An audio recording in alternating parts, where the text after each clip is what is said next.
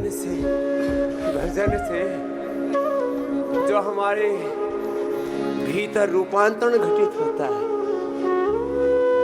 एक एक कोशिका के स्तर पर, उसके बारे में बात करेंगे। और जो भी हम कर रहे हैं, सोच रहे हैं, देख रहे हैं, सुन रहे हैं, बोल रहे हैं, जो भी हमारे भीतर बाहर चेष्टाएं चल रही है, उस एक एक चेष्टा का प्रभाव, असर, इफेक्ट हमारे 37 ट्रिलियन सेल्स पर पड़ता है। एक एक सेल, उसके डीएनए, आरएनए,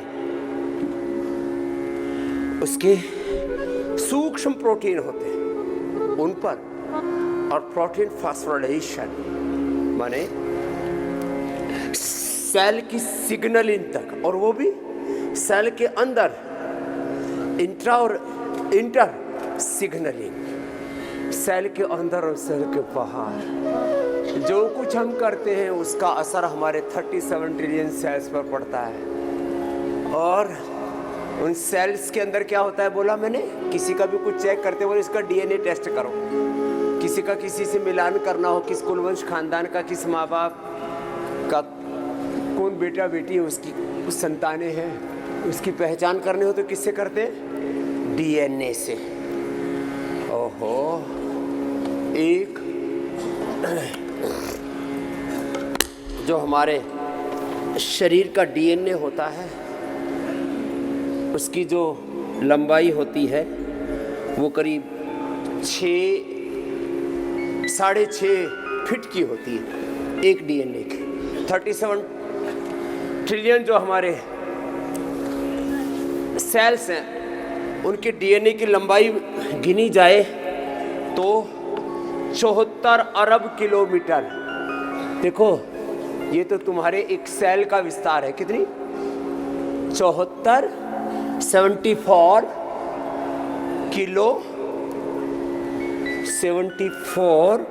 अरब किलोमीटर। आजकल बिलियन ट्रिलियन में बोलने का बड़ा शौक है। 74 बिलियन किलोमीटर। ओहो, और एक सेल के अंदर के डीएनए की लंबाई है करीब 2 मीटर।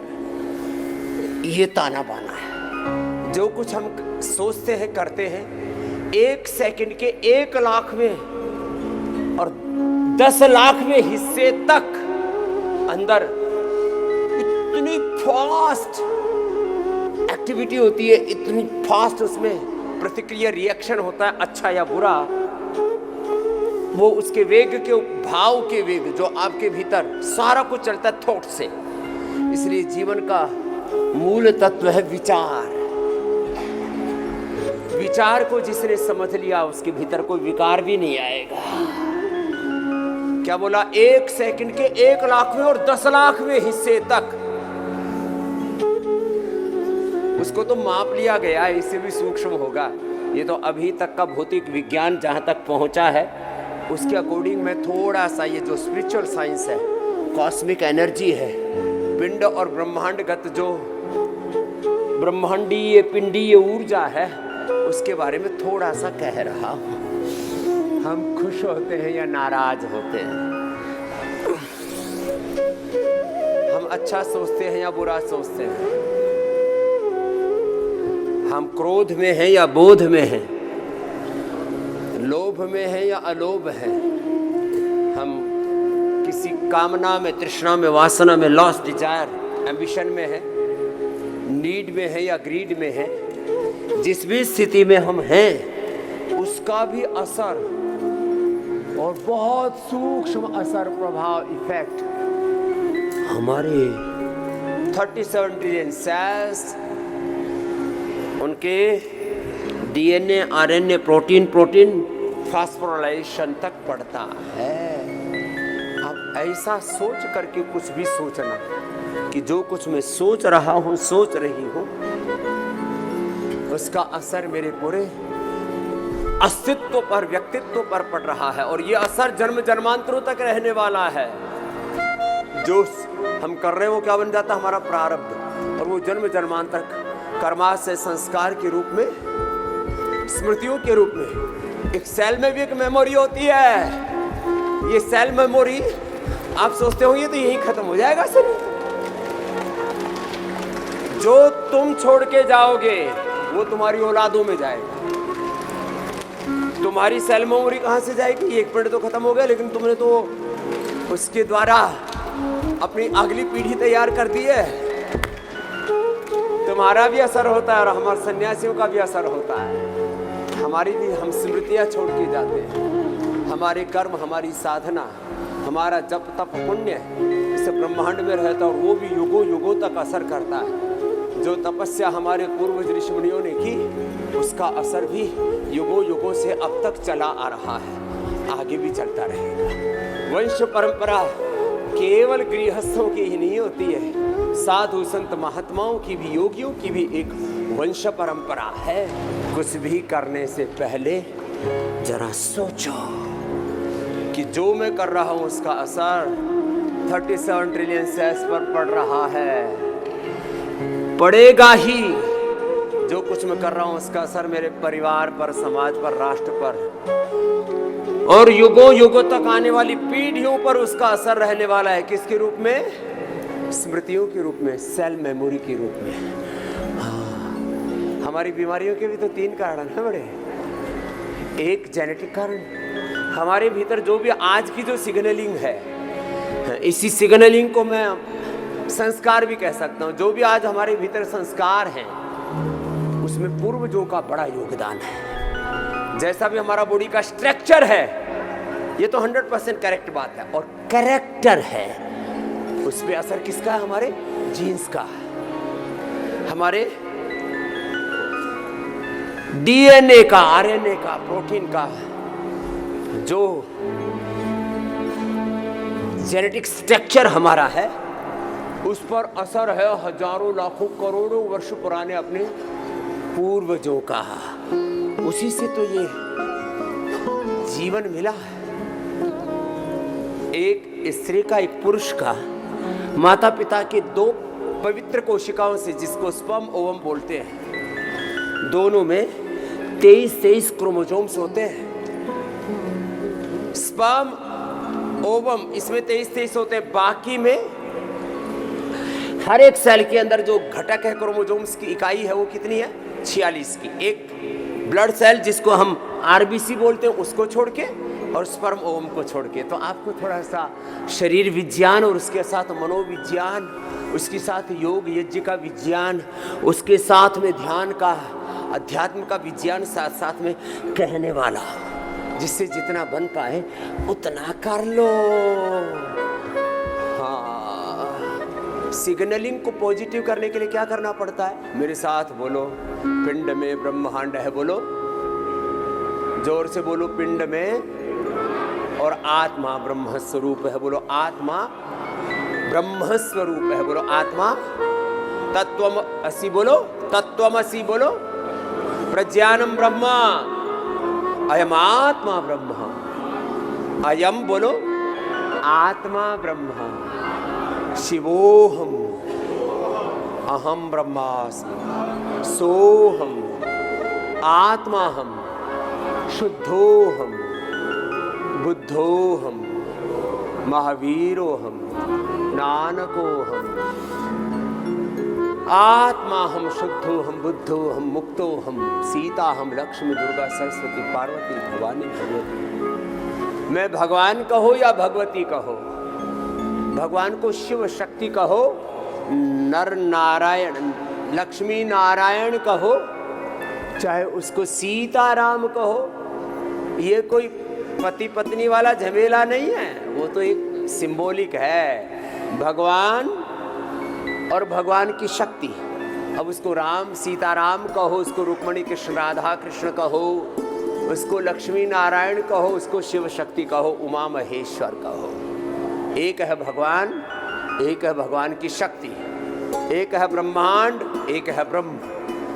अब ज्ञानी अलग भाषा में बोलते हैं, भक्त अलग भाषा में बोलते हैं, और जो योगी कर्म योगी हैं वो अलग भाषा में बोलते हैं। कर्म ये ब्रह्म है, और कर्म का जो प्रतिफल है ऐश्वर्य, वो ब्रह्म कर्म जो है वो राम है, कृष्ण है, हनुमान है, शिव है, और जो उसका प्रतिफल है, उसकी फलश्रुति जो उसका ऐश्वर्य है, वही लक्ष्मी है, वही ऐश्वर्य है, वही सीता है, वही शक्ति है, वही समृद्धि है, वही ऐश्वर्य है। और जो ऐश्वर्य का नियंत्रक है वही ईश्वर है, वही परमेश्वर है। चलिए, तो सुबह सुबह अपनी फ्रीक्वेंसी सेट किया करो भगवान राम कृष्ण हनुमान शिव के साथ, सीताराम के साथ, रुक्मिणी कृष्ण राधा कृष्ण के साथ, लक्ष्मी नारायण के साथ, शिव शक्ति के साथ, उमा महेश्वर के साथ, शिव पार्वती के साथ। अच्छा, लंबे लंबे श्वासों के साथ। सत्य तो यही है, शरीर और ये जो भी दृश्यमान है ये सब नाशवान है।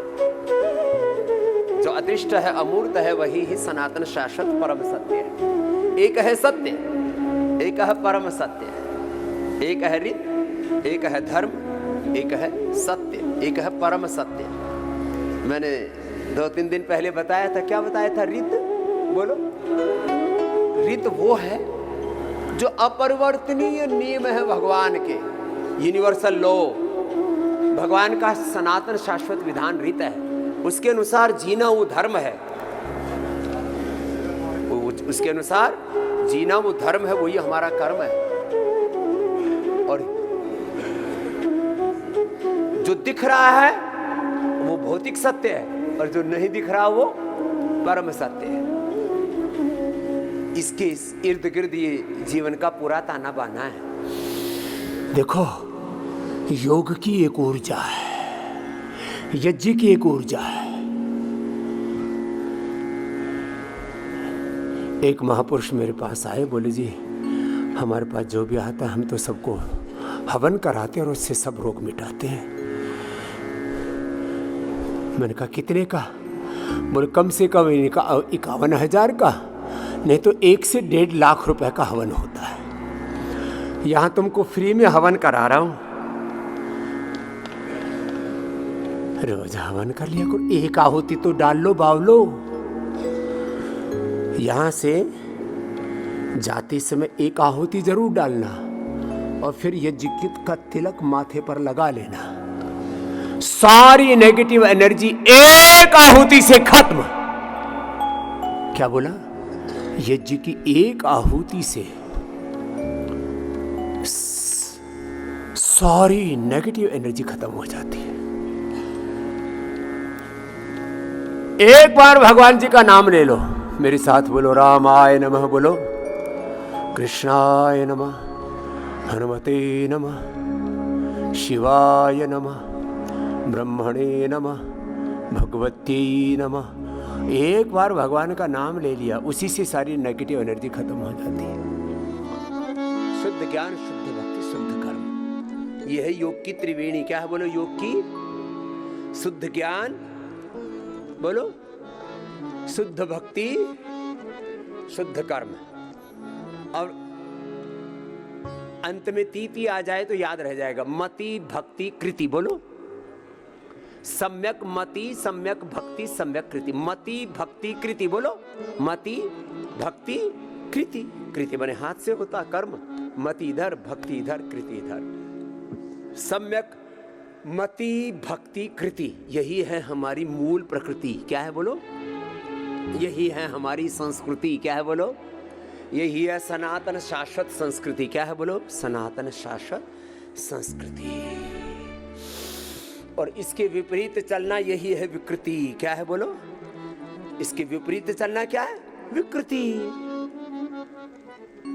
और अच्छी मति, अच्छी भक्ति, अच्छी कृति होगी तो इसमें होगी प्रगति, और जो उल्टे चलोगे तो होगी दुर्गति। बोले बाबा दुर्गति हो रखी है।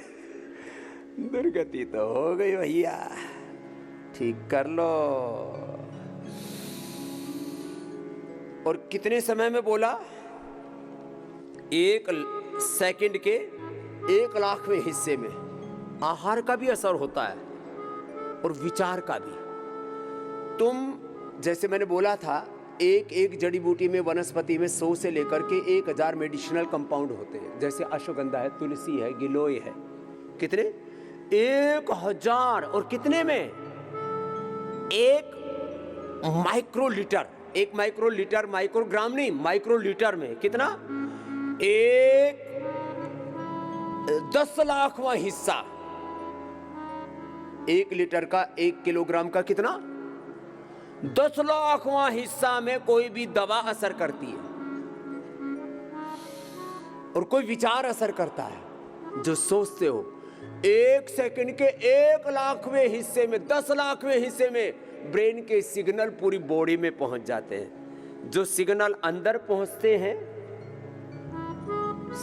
सेल के अंदर, और सेल के अंदर जो सिग्नलिंग होती है उसको बोलते हैं इंट्रासेल्युलर सिग्नलिंग। क्या बोलते हैं? बोलो। इंट्रासेल्युलर सिग्नलिंग, बहुत सूक्ष्म रूप में। और जो बाहर होती है उसको क्या बोलते हैं? Intercellular signalling. और इसी से ही जीवन का ताना बाना चलता है। अब सब उल्टा पुल्टा देखते रहते हैं। क्या देखते हैं? किसी के केस देखते हैं, किसी का नख देखते हैं, किसी की आंखें देखते हैं, किसी का शरीर देह का दर्शन नहीं, देही का दर्शन करो। देही माने आत्मा। ये तो सब स्ट्रक्चर है, एक ढांचा है, एलिवेशन है, जो इंटीरियर है ना, ये स्ट्रक्चर है। इसके भीतर जो कैरेक्टर है ना, ये जो दृश्यमान है, इसके पीछे अदृष्ट अमूर्त है ना, वो परम सत्य है। बाकी तो ठीक है, ये पहचान के लिए है जो जैसा है। देखो, वैसे मैं किसी का निंदक नहीं हूं, लेकिन भगवान किसी को बहुत रूपवान बना देना, खतरा ही खतरा है। खुद भी आदमी पगला जाता है और दूसरे भी उसको देख के पगला जाते हैं। किसी को बहुत धनवान, किसी को बहुत गुणवान बना देना भगवान, तो खतरा ही खतरा है। इसलिए मध्यम मार्ग ठीक है। और रूपवान कैसा? मैं यूरोप में गया तो मैंने देखा एकदम गोरी छोरी, और उसका जो ब्याह हो रखा वो अफ्रीकन, पूरे एकदम घनघोर शिवरात्रि से। मैंने कहा भाई, बोले जी हमको परम सुंदर लगते हैं। अब ये तो मन की बात है, किसी को श्याम सुंदर सुंदर लगते हैं और किसी को किसी को गौरी शंकर सुंदर लगते हैं। ये तो विचारों का खेल है। अच्छा, माँ बाप को कौन सुंदर लगता है? उनका जैसा भी बेटा बेटी हो सुंदर लगता है। जिससे प्रेम होना वो सुंदर लगता है।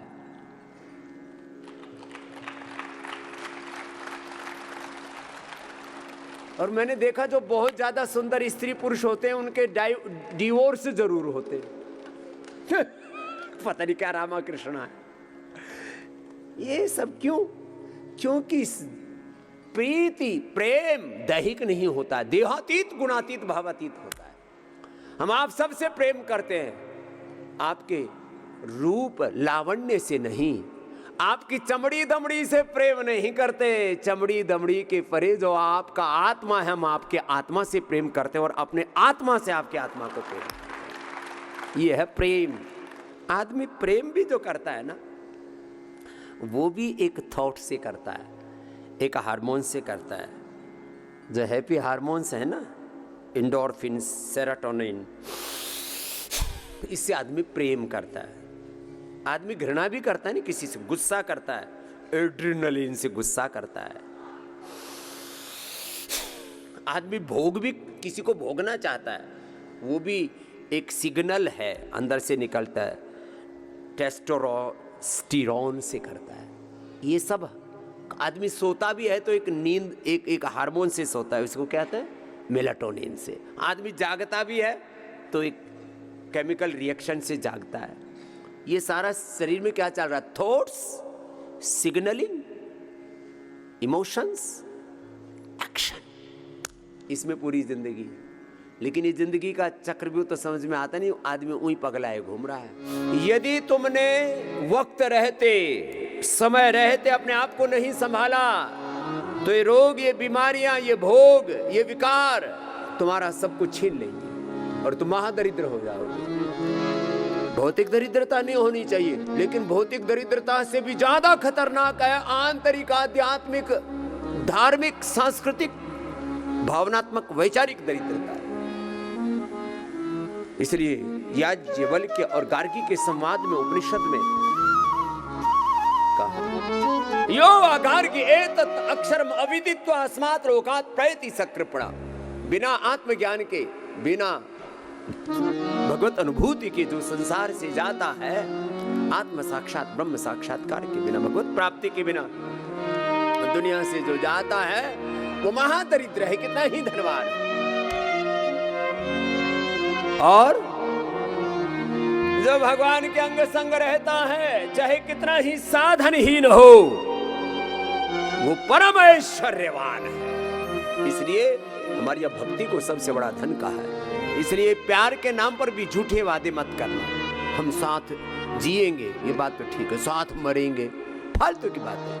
हम भगवान के नाते एक दूसरे के साथ जिएंगे।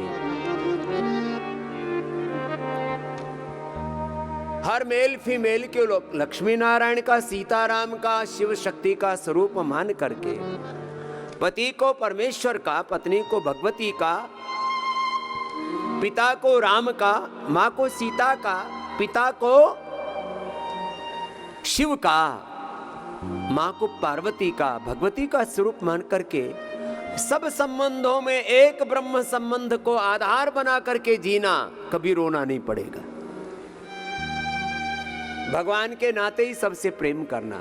और भगवान ने बुला लिया तो भगवान का आश्रय उनको मिले, उनको भगवान की शरणागति मिले, ऐसी प्रार्थना करना। ये झूठी कसमें मत खाया करो। प्रेम के नाम पर भी हम लोग उल्टा पुल्टा सोचते हैं, संबंधों के नाम पर भी उल्टा पुल्टा सोचते हैं। सब संबंध ब्रह्म संबंध के नाते हैं हमारे। भगवान को केंद्र में रखना।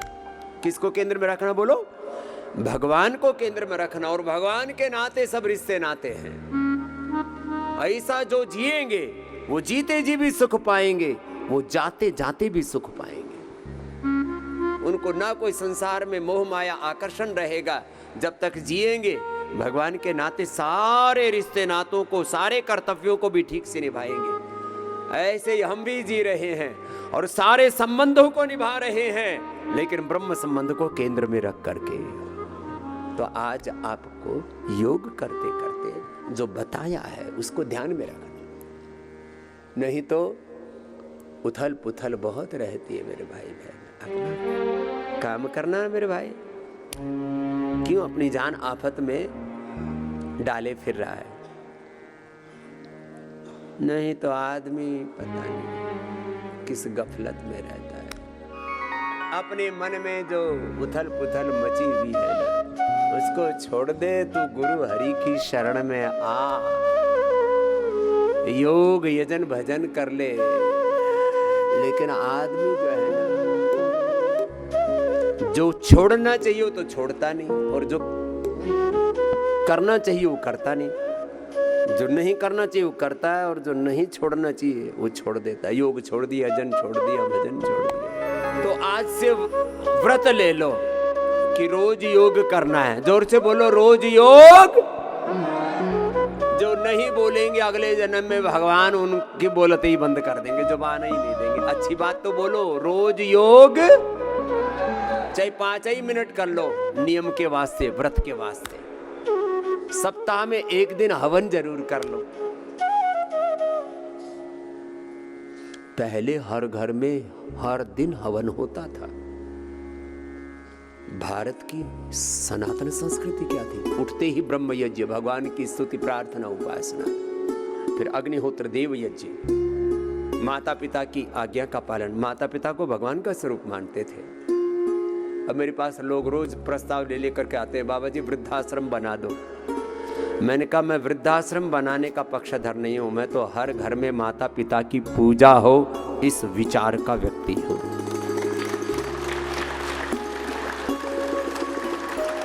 कहां खो गए हम? ब्रह्म यज्ञ, देव यज्ञ, पितृयज्ञ, कोई अतिथि आए उसका आदर सम्मान, अतिथि देवो भव, मातृ देवो भव, पितृदेवो भव, आचार्य देवो भव, ये हमारी संस्कृति है। सारी सृष्टि को हम भगवान का स्वरूप मान करके चींटी को भी आटा दिया करते थे, पंछी को दाना दिया करते थे, पानी दिया करते थे, गौ माता को रोटी दिया करते थे। हमारी माता अनपढ़ जरूर है, लेकिन उन्होंने हमको ये संस्कार दिए। एक अक्षर नहीं आता माँ को, लेकिन हम देखते थे माँ सुबह उठ करके वो आटा चक्की से पूरे परिवार का, कुटुंब का जो भी आटा है उसको पीसा करती, पशुओं के लिए दलिया भी उसी में दल लिया करती, गाय भैंस का। फिर बाहर शौच के लिए जंगल में जाती तो मोटा सा आटा चींटियों के लिए करके जाती, एक मुट्ठी दाना। बहुत ज़्यादा हम धनवान घर में पैदा नहीं हुए, बस एक जैसे साधारण परिवार होता है, एक मुट्ठी दाना बाजरा का, जवार आदि वो छत पे डालती। एक छोटा ऐसा होता है पानी रखने का पंछियों के लिए, वो रखती। तो बचपन में हम सब ये देखते थे, उठते ही माता धरती माता को चुचकारते। हमने कहा ये माता ये क्या करती? बोले धरती माता है बेटा। हम सोचते थे मिट्टी को क्यों चुचकारती है माता, हम बच्चे थे। बाद में वेद पढ़े तो उसमें लिखा, सब बोलो माता भूमि ही, जोर से बोलो माता भूमि ही पुत्रो हम पृथिव्या। ये धरती हमारी माँ है। छोटी छोटी बातें, इनका असर होता है। सुबह से शाम तक अपने काम में लगी रहती, कोई इधर उधर की चुगली चाटा नहीं, कोई किसी की निंदा नहीं। अपने गांव बच्चे पालने से फुर्सत हो, अपना घर संभालने से फुर्सत हो तो आदमी काम करे ना। क्यों किसी की चुगली, क्यों किसी की निंदा? ऐसे जो माता पिता अपने बच्चों को संस्कार देते हैं, उनका कुलवंश तो तर जाता ही है, सारा संसार तर जाता है उनकी औलादों से, उनकी संतानों से। अपने बच्चों को अच्छे संस्कार दो। योग छोड़ दिया, यजन छोड़ दिया, भजन छोड़ दिया, पता नहीं कौन सी गलत फहमी में है। अपने काम में, अपने कर्तव्य में, अपने स्वधर्म में पूरा ध्यान दो मेरे भाई बहन।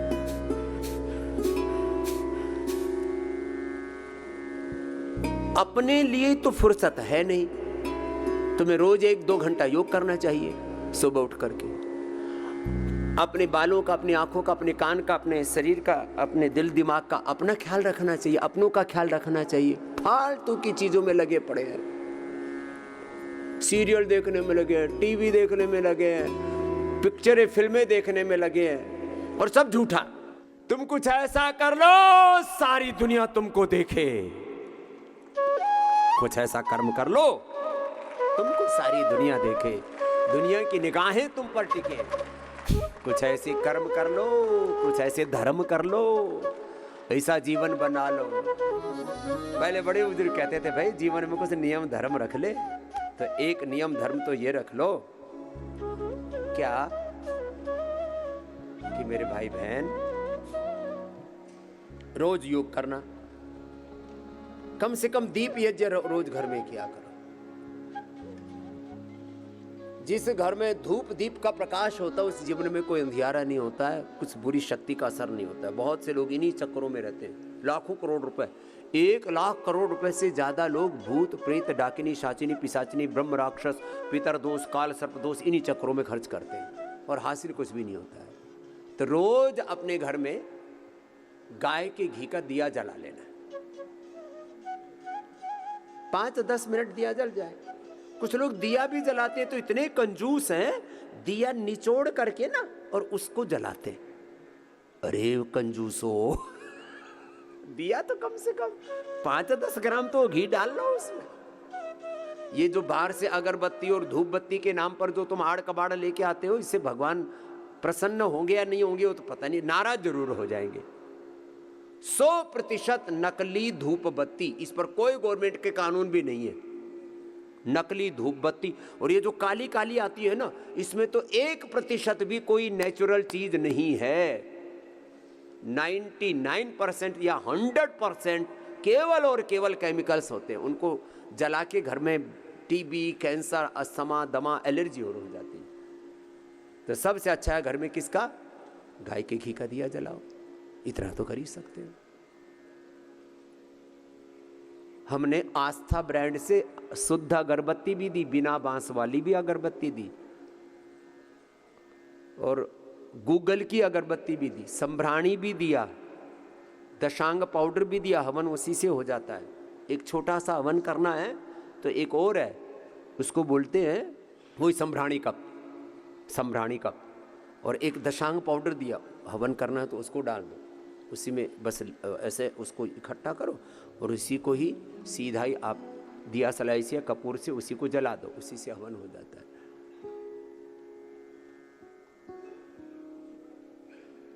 रोज एक बार सुबह कम से कम 5 मिनट भगवान का नाम ले लिया करो। जो भी जिसके कुलवंश में राम के, कृष्ण के, हनुमान की, शिव की, ओंकार की भक्ति है, गायत्री महामृत्युंजय का जप करते हैं, ओम नमः शिवाय का, ओम नमो भगवते वासुदेवाय का, नमोकार मंत्र जप करते हैं, ओम नमो अरिहंताणम, ओम नमो सिद्धाणम, जो भी जप करते हैं अपना जप 5 मिनट तो कम से कम। ऐसे छोटे छोटे नियम। सुबह 1 घंटा चाहिए आपको।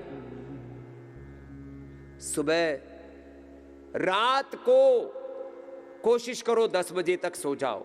11 बज गए अधिकतम, और कोई पार्टी इधर उधर शादी ब्याह में गए 12 बजे के बाद तो मत सो। जो 12 बजे के बाद जागते हैं वो असुर कहलाते हैं, निशाचर। निशा माने रात को घूमने वाले, खाने वाले, निशाचर। अपवाद हो गया, कोई देश विदेश में यात्रा चल रही है, आ रहे हैं जा रहे हैं, वो अलग बात है। 12 बजे के बाद जागना नहीं, 6 बजे के बाद सोना नहीं। तो 1 घंटा जरूर मिल जाएगा तुमको योग के लिए। थोड़ा थोड़ा अपने ऊपर काम करो, फिर थोड़ा पूजा पाठ करो, थोड़ा। कुछ लोग ये दिया बत्ती का काम तो माताओं का है, तो तेरा काम क्या है? बोले मेरा काम कमाना है। ये पुरुष ने दिमाग खराब कर रखा अपना। अरे भैया ये ठीक है, तू भी थोड़ी देर बैठ जा।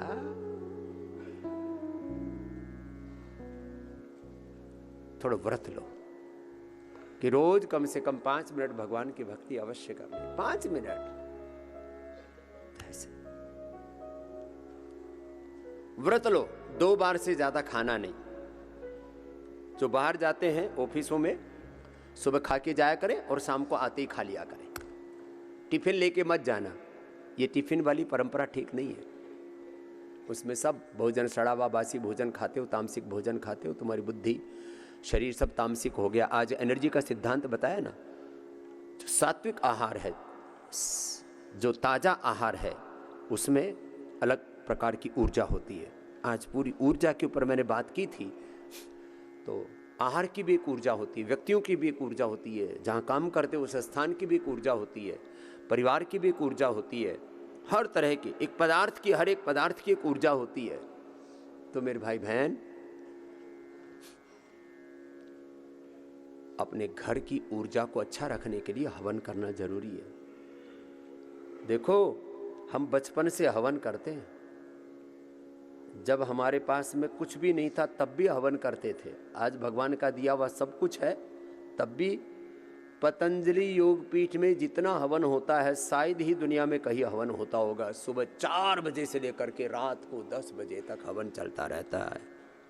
और मैं देखता हूँ यहाँ लोग बस उठाते हैं और झोला उठा के चल देते हैं। एक बार भी हवन में आहुति तक नहीं डालते। कम से कम एक आहुति सब डाल के जाया करो। और प्रभु से प्रार्थना किया करो, प्रभु जो कुछ आज तक भूल हुई, इसको प्रायश्चित कहते हैं, उसके लिए क्षमा करना।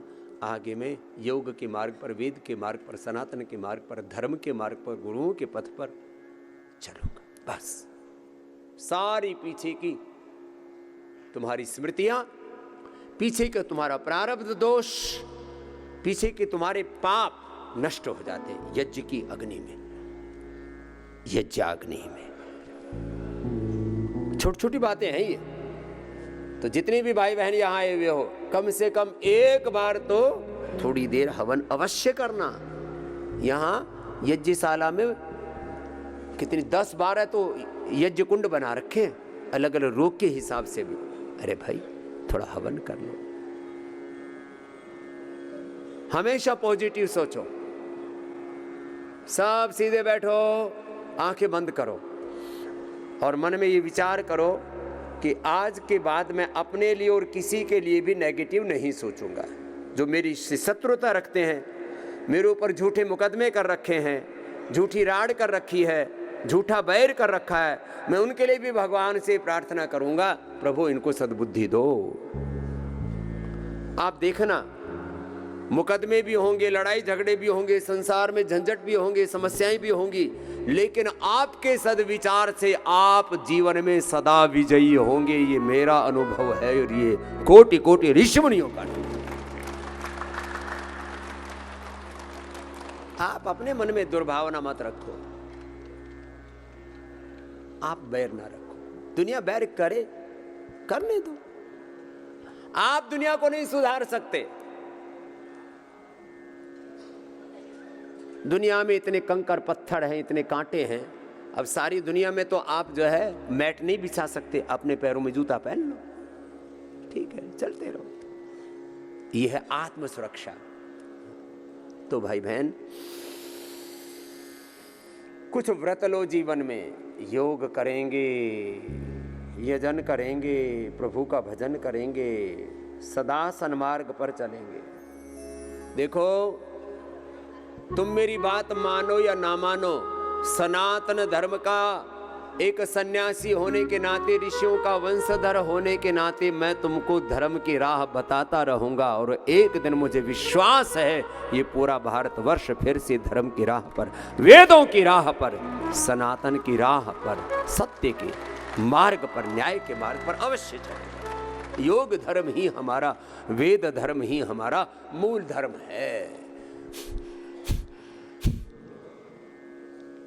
और स्वल्पम्यप्यस्य धर्मस्य त्रायते महतो भयात्। श्रीमद्भगवद्गीता। धर्म का थोड़ा भी आचरण जब करना शुरू करते हैं तो धीरे धीरे पूरे धर्म हमें प्रतिष्ठित हो जाते हैं। तो कितना कहा मैंने? घी की एक बूंद तो बहुत बड़ी है, उससे भी किया हुआ हवन। एक बूंद, इतने से कम समझ में नहीं आता ना। मैं कितना बोला था मैंने अभी थोड़ी देर पहले? 1 किलो का 10 लाखवां हिस्सा भी असर करता है। 1 माइक्रोलीटर, 1 माइक्रोग्राम, 1 लाखवां हिस्सा, 10वां लाखवां हिस्सा भी किया हुआ योग, किया हुआ यजन, किया हुआ भजन, किया हुआ विचार, किया हुआ आहार।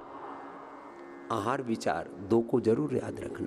मेरे साथ बोलो, आहार ही उपचार है। बोलो, जोर से बोलो, विचार ही उपचार है। बोलो, एक कण भी गलत आहार का ना जाए, एक क्षण भी गलत विचार ना आए। क्षण के भी 1 लाखवें हिस्से में ब्रेन काम करता है, 10 लाखवें हिस्से में। बहुत सूक्ष्म संरचना है। आज मैंने उसी को बताया। और जो कुछ करते हो उसका असर किस पर पड़ता है? 37 ट्रिलियन सेल्स पर। और उन सेल्स के डीएनए का आकार कितना बताया? डीएनए का आकार बताया 74 बिलियन किलोमीटर, 74 अरब किलोमीटर। इतना तो तुम्हारे डीएनए का विस्तार है। पिंड में ब्रह्मांड है, ये थोड़ा सा बताया आज आपको। बोलो, पिंड में ब्रह्मांड है और स्वयं ब्रह्म विराजमान है। और ब्रह्मांड ये सारी ऊर्जाएं हैं।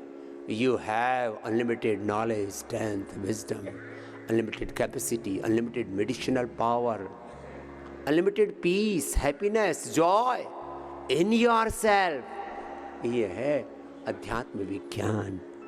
ऐसे जो समझ करके योगनिष्ठ रहते हैं उनका रोम रोम दिव्यता से भर जाता है। देखो, भगवान और भगवती का जो स्वरूप है ना, इन सब तत्वों को भी समझने की आवश्यकता है। और ये सब कुछ विज्ञान सम्मत है। हम कोई अज्ञान, मूढ़ता, ढोंग, आडंबर, पाखंड, अंधविश्वास के पोषक नहीं है। हम तो सत्य ही नहीं परम सत्य के आराधक हैं, उपासक हैं। विश्व मंगल साधना के हम हैं मौन पुजारी, आराधक है विश्व शांति के अक्षय टीका हमारी। तो आज हमने क्या बताया आपको? ऊर्जा का सिद्धांत। तो आज व्रत लेंगे कि हमको इन पूरे अपने आध्यात्मिक तत्वों को पूरा समझना है और फिर इनको जीना है।